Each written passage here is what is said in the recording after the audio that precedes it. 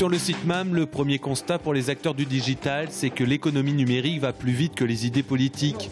5 ans, le temps d'un quinquennat, c'est une éternité pour ces jeunes gens qui considèrent que l'économie numérique est une des grandes oubliées de la campagne présidentielle. Aujourd'hui, on arrive dans un développement, un boom du numérique qui est tellement énorme qu'on a du mal beaucoup de gens ont du mal à s'y faire, et qu'il y a énormément de startups qui sont là pour accompagner ces personnes dans cette transition du digital et du numérique. Et sauf que c'est quelque chose qui n'est pas assez mis en avant aujourd'hui. De ce que je peux voir des politiques. Il n'y a pas encore suffisamment de pédagogie en tout cas autour du numérique, autour de tous les usages qui sont rendus possibles par le numérique et qui seront rendus possibles parce que le futur est encore totalement à écrire et il est vraiment immense. Après moi ce qui vraiment me dérange plus singulièrement c'est plutôt sur l'aspect pédagogie, plutôt sur l'éducation en fait au final. Résultat, l'économie numérique connaît un chômage négatif et manque de main-d'œuvre. L'association France Digital, qui fédère les acteurs du numérique, a édité sur la toile un manifeste. 16 propositions dont une mesure phare, un baccalauréat numérique.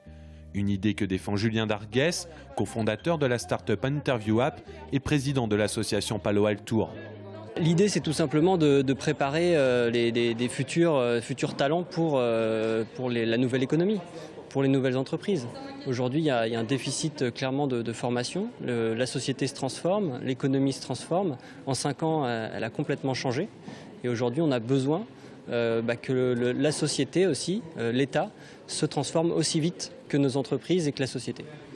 Exemple avec Antoine, lui est community manager freelance, et freelance ça veut dire indépendant.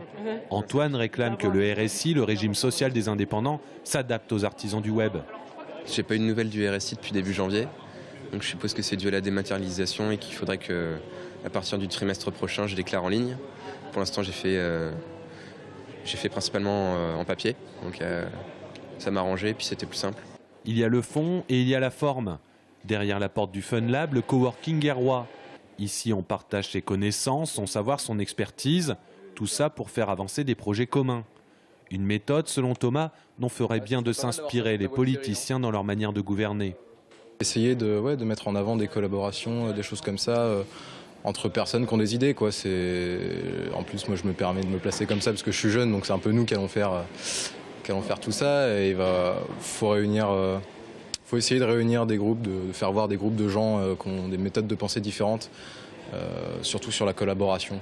Pour ceux qui réclament plus d'intelligence collective, de partage des idées, l'élection présidentielle de 2017, très personnalisée et de fait désuète, produit d'un monde passé.